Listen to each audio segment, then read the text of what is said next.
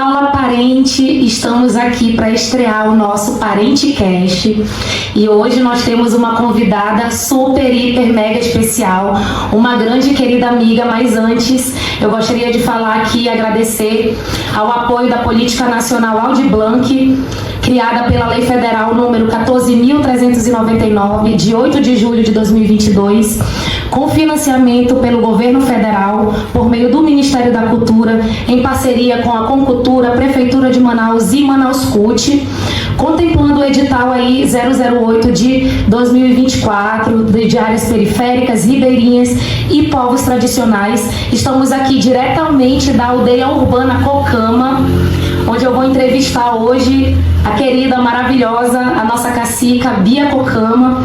E já quero aqui começar a agradecer esse cenário maravilhoso, esse lugar que ela nos recebeu aqui com todo carinho, mas esse cenário criado pela artista plástica Shermi Cocama.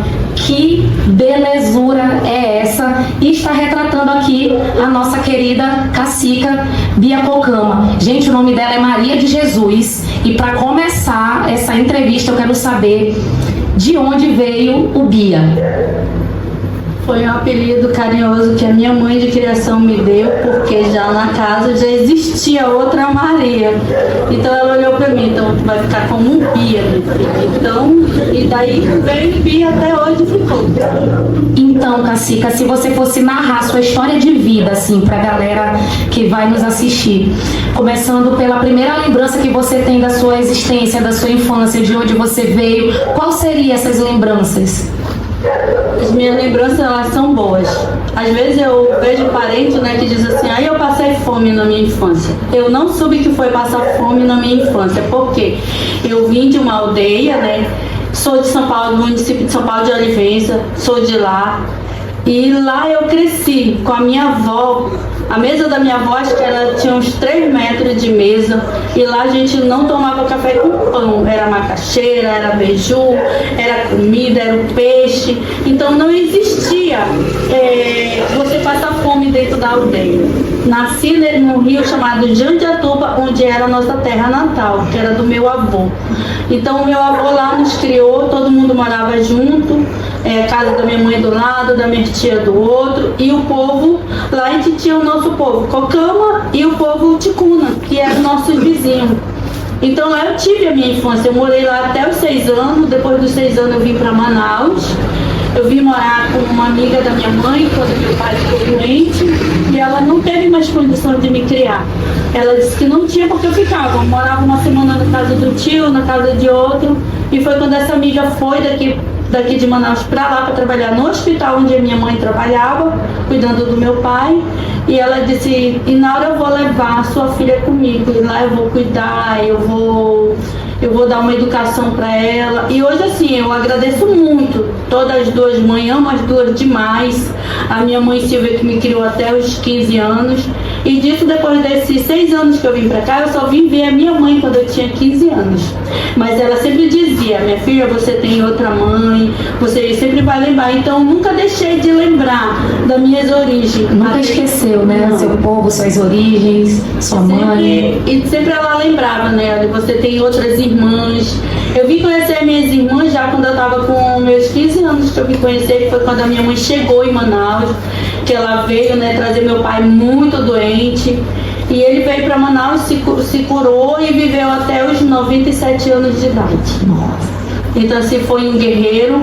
Hoje eu tenho só que agradecer esse homem guerreiro, esse homem valente, que ele não media esforço, né, para ensinar a gente. Então, sempre ele dizia, minha filha, o nosso valor não é dinheiro que compra, é a gente ter dignidade. Então nunca venda a sua dignidade para ninguém. Então sempre eu botei isso na minha cabeça. Então eu vivi isso. Então eu lutei para me chegar até aqui. Eu agradeço as minhas duas irmãs, a Cacica Inaura e a minha mãe Silvia, né? Então assim, eu fui aprendendo. Aqui a gente luta todos os dias. E quando foi em 2010, para graça e honra de Deus, né, também, eu me tornei liderança. Fui primeiro ser guerreira do Cacique Sabá, do finado Jair Miranha, finada Bacuque, finada Cutera, Raimundo Mura. Então a gente foi começando. Sou do movimento estudantil também, conheci lutando ali, mas eu nunca deixei a minha origem, sempre mostrando quem eu era, de onde eu vim, o que eu era, e a minha vontade de ter o que era meu. O sonho era ter um lar. E a gente quebrou esse tabu em 2010. Foi quando a gente conseguiu ganhar essa maravilha que hoje eu moro, onde é a minha residência, hoje aqui no Cidadão Doido.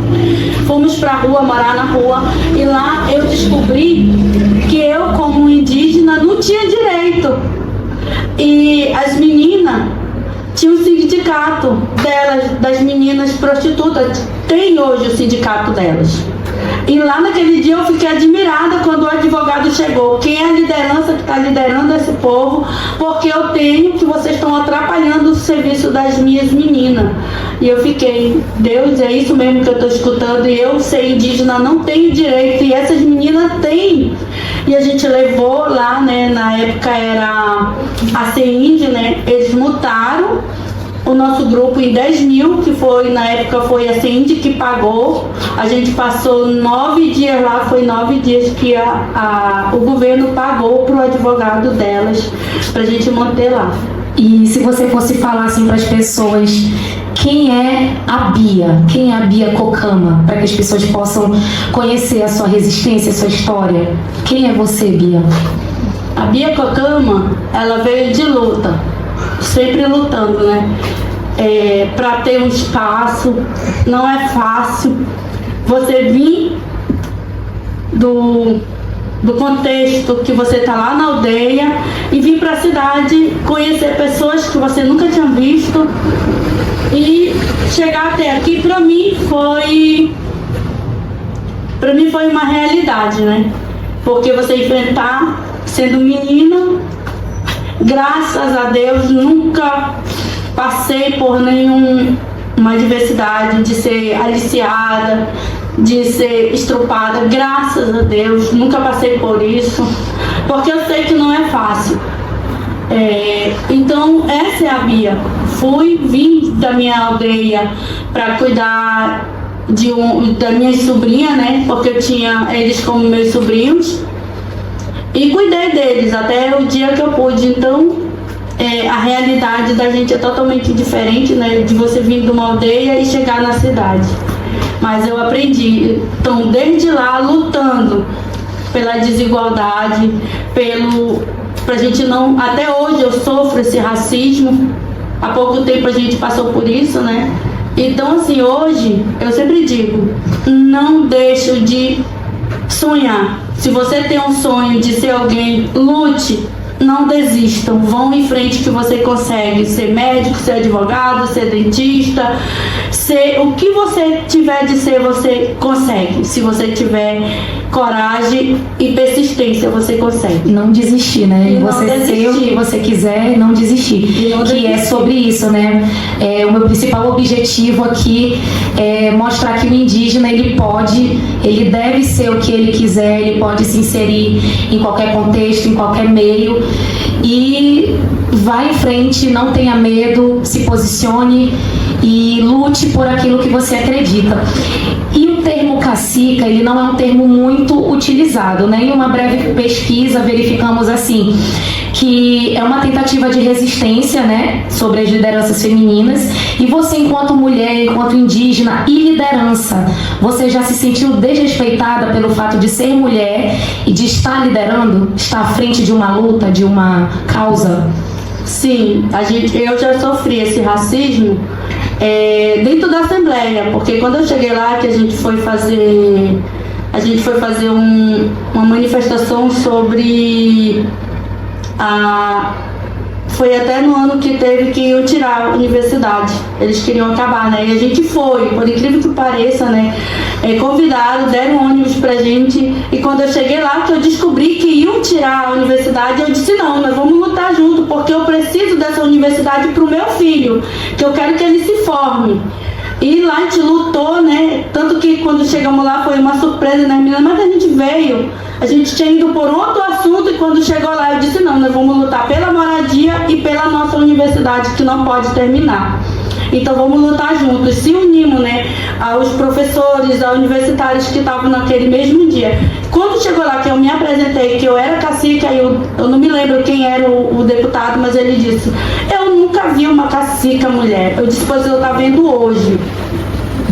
Se posicionou. Eu disse, o senhor está vendo hoje, e se o senhor vir dizer mais algo, eu posso lhe processar. Eu disse para ele, então me respeite como liderança e como cacica que eu sou. E como mulher, né? Aí ele pegou e ficou por ali, né? Aí nessa época, né, eu tinha duas guerreiras que elas colavam ali mesmo em mim, né? Aí ele se chegou e ele disse, não, aqui eu parei. Ele falou, então assim, às vezes as pessoas, elas acham por a gente ser mulher que a gente é um sexo frágil. Não, a gente não é.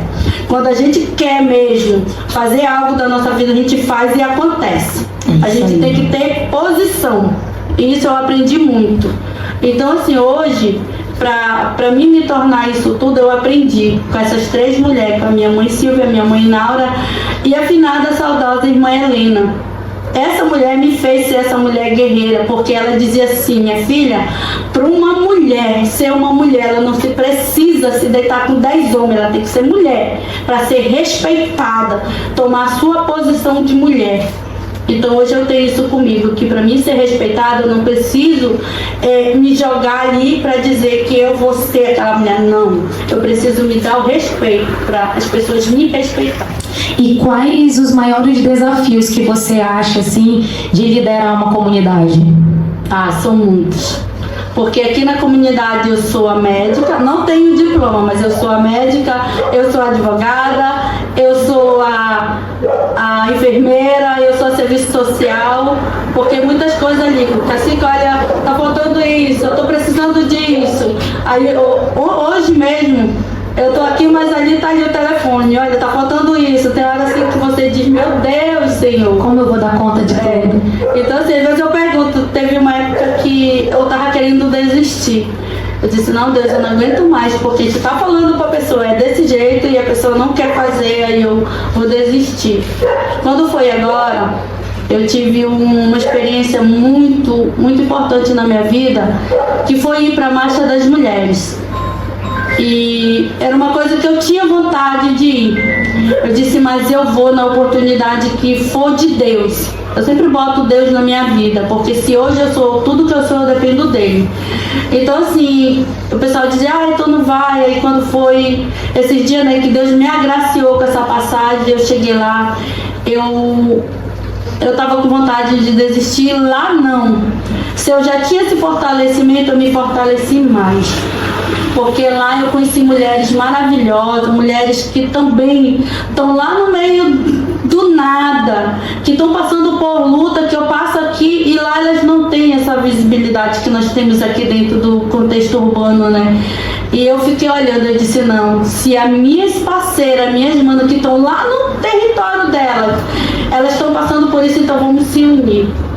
Você voltou mais forte, mais resistente.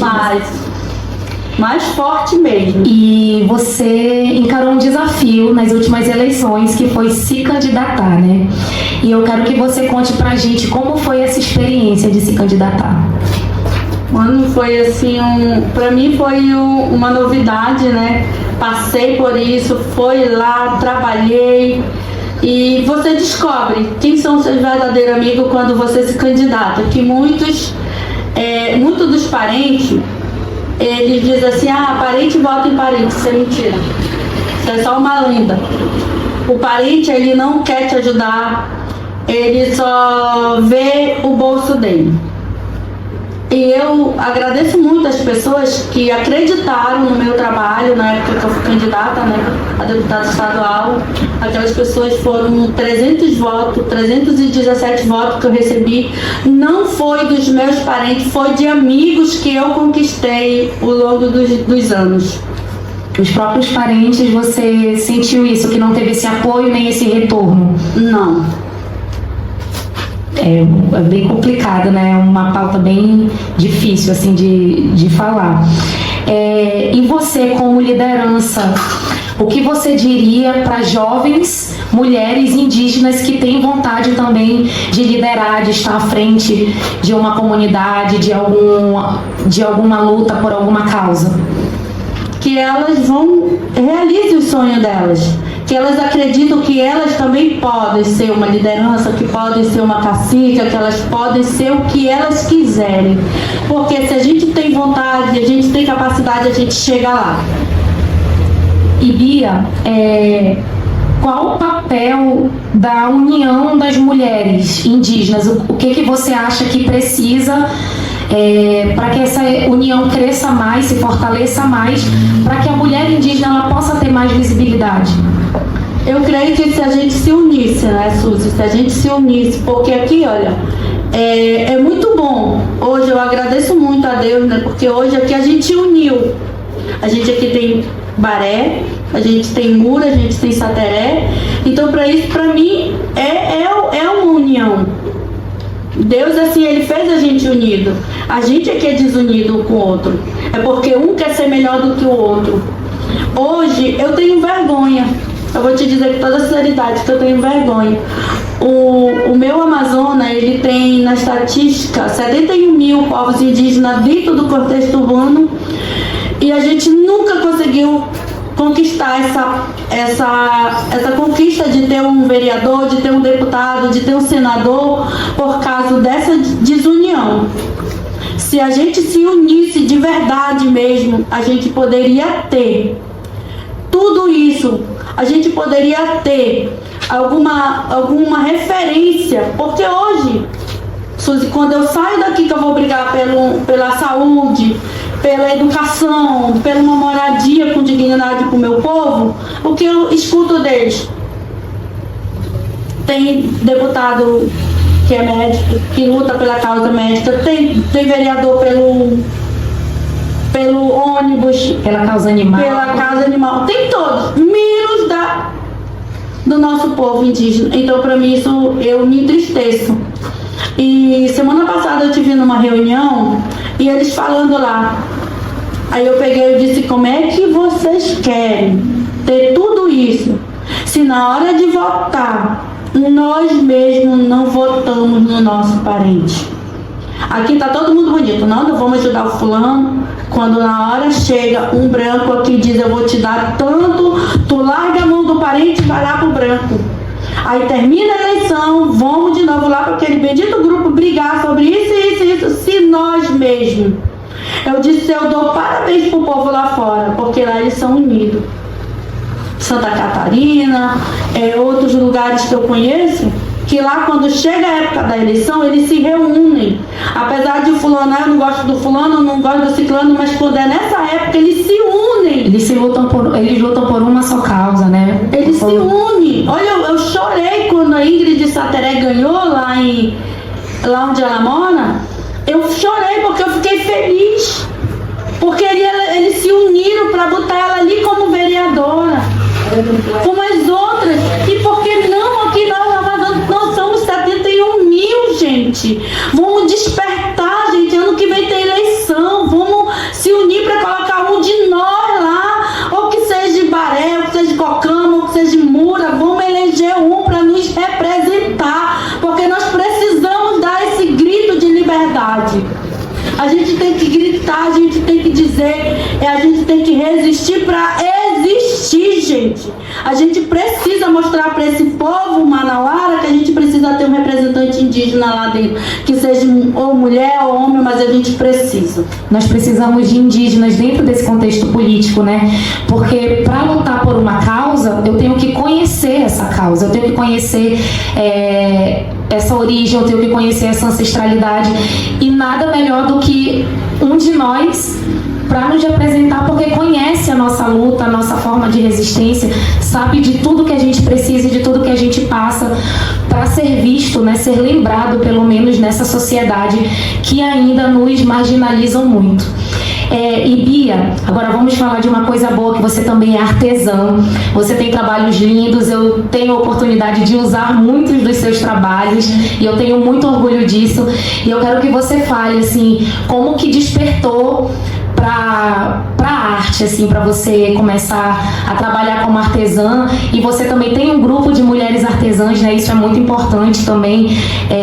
Mulheres que estão ali conseguem um local para trabalhar, conseguem uma carreira para seguir, né, sendo artesã. Suzy, eu fui para fazer o artesão, virei artesã, né? Já era desde criança, né? Mas quando a gente tá lá, tá apagado aquilo ali, né? E quando Deus ele traz ali de volta, né? E eu comecei a trabalhar, levando, né, a cultura, né? Que nunca deixei a minha cultura, mas o artesanato eu deixei de lado. E quando eu precisei, né, para me sustentar, eu disse, não, eu vou voltar, eu preciso desse daqui. E eu voltei de novo para o artesanato, tanto que muita gente, logo no começo, eu briguei muito pelo meu espaço. Porque as pessoas diziam assim, aonde que ela é artesã? Ela compra, ela faz não sei o quê. Então eu fui conquistando o meu espaço. A gente começou pelo Rio Preto da Eva, eu, Cacique Erenilton, Dona Alda Baré, Neila Cocama, né? A gente começou levando as roupas grafitadas, levando as meninas para desfilar.